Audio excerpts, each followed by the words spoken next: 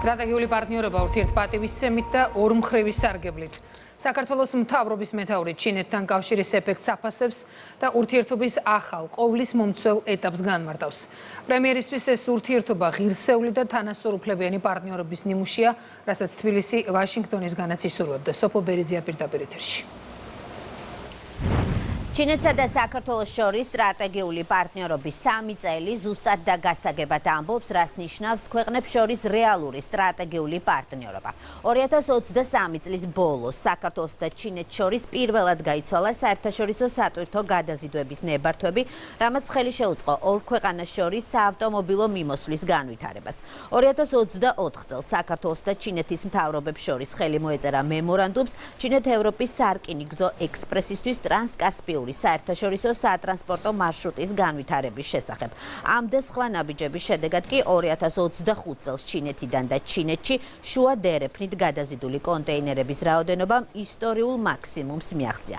სტრატეგიული პარტნიორობის შეთანხმების გაფორმების შემდეგ 2023-24 წლებში ამოქმედდა ორმხრივი უვიზო მიმოსვლის რეჟიმი. დღეს საქართველოს ბაზარზე უკვე 3 ჩინური ავიაკომპანია ოპერირებს და უვიზო რეჟიმის ამოქმედებამ დამატებითი ბიძგი მისცა პირდაპირ ფრენების დამატებას.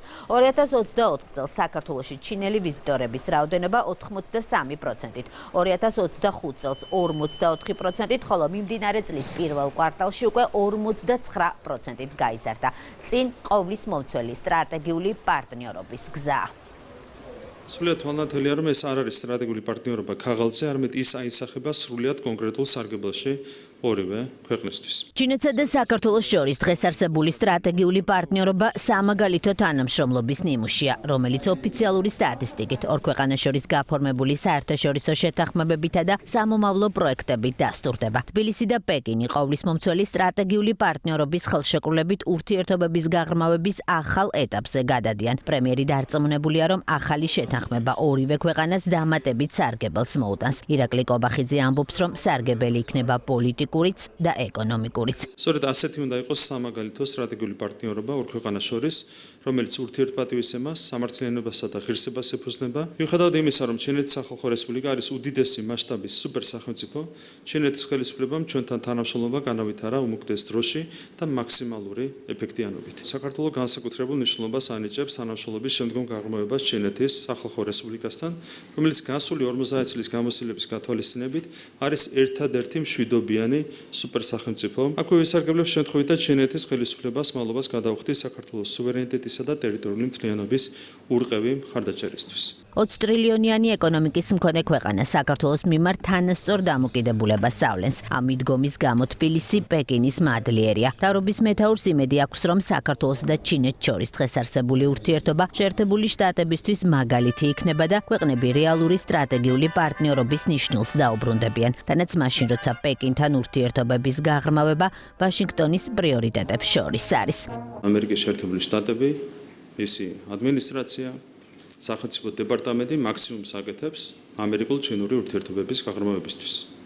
ასეთ პირობებში, რა თქმა უნდა, ამერიკულ ხელისუფლებას ვერ ექნება ვერავითარი ობიექტური კრიტიკული შენიშვნა იმასთან დაკავშირებით, რომ საქართველო ასევე ცდილობს ურთიერთობების მაქსიმალურად გაღრმავებას ჩინეთთან. იმედი მაქვს, რომ რაზეც დღეს ვსაუბრობდი, ამას მაგალითად აიღებს ამერიკული ადმინისტრაციაც. ამ სტრატეგიულ პარტნიორობას უნდა კონდეს თავისი შინაარსი, უნდა კონდეს თავისი ორმხრივი სარგებელი, თავისი გზამკვლევი, როგორც მუშაობ ჩინეთთან, იმედი გვაქვს, რომ ასე ვიმუშავებთ მომავალში ამერიკულ ადმინისტრაციასთან. მხოლოდ გასული 6 თვის განმავლობაში ჩინეთში პრემიერ-მინისტრისა და 5 მინისტრის ვიზიტი შედგა. მთლიანობაში 2023 წლის შემდეგ 14 უმნიშვნელოვანესი საერთაშორისო შეთანხმება გაფორმდა და ახლა საბოლოო განხილვის ეტაპზე 6 შეთანხმებაა. სტრატეგიულმა პარტნიორობამ ორი ქვეყნის განათლების სამინისტროებს შორის ურთიერთობების გაღრმავებაც მოიტანა. დასასრულს უახლოვდება მემორანდუმი, რომელიც ქართულ და ჩინურ უნივერსიტეტებს, კოლეჯებს შორის გაცვლითი პროგრამების მხარდაჭერას, საქართველოში ჩინური ენის სწავლების გაფართოებასა და სხვა მნიშვნელოვან პროექტებს ითვალისწინებს.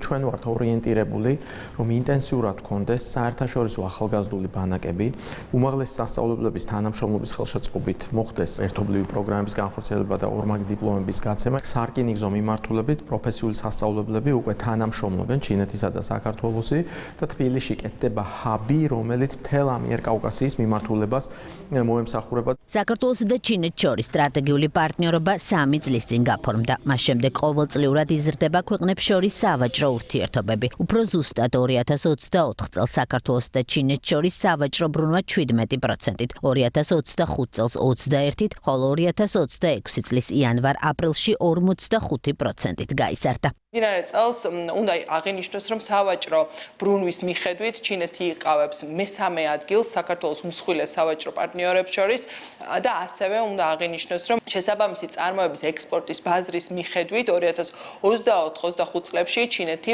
იკავებს მეორე ადგილს ამ მიმართულებით. გასულ თვეს ჩინეთში ბოლო 20 წლის განმავლობაში საქართველოს პარლამენტის თავმჯდომარის პირველი ოფიციალური ვიზიტით შედგა. ჟალვა პაპუაშვილი პეკინში მისმა ჩინელმა კოლეგამ მიიწვია. მსოფლიოს მეორე ეკონომიკის ღიაობა ქართველი მეწარმეებისთვის ჩინურ ბაზარს კიდევ უფრო ხელმისაწვდომს ხდის, რაც საქართველოს ეკონომიკის განვითარებაზე დადებით გავლენას ახდენს. თავისთავად ეს გავლენას ახდენს საბოლოო ჯამში ქვეყნის კეთილდღეობის დაზე და ამ მხრივ იცის ყველამ, რომ საქართველო არის ეკონომიკური ზრდის ტემპებით ჩემპიონი რეგიონში, რაც საბოლოო ჯამში უზრუნველყოფს მოსახლეობის კეთილდღეობის დას და უზრუნველყოფს, რა თქმა უნდა, უსაფრთხოების გამტკიცებაც ისი ბოლო შედეგიც ქვეყნის ტერიტორიული მთლიანობის აღდგენა უნდა იყოს. ხელისუფლება დარწმუნებულია, რომ ყოვლისმომცველი სტრატეგიული პარტნიორობის შეთანხმება მომავალში ასეთივე ხელშესახებ ზრდას მოიტანს, როგორც სავაჭრო ეკონომიკური ურთიერთობების კუთხით, ასევე ტურისტული გაცვლის და სატრანზიტო კავშირების გაღრმავების თვალსაზრისით.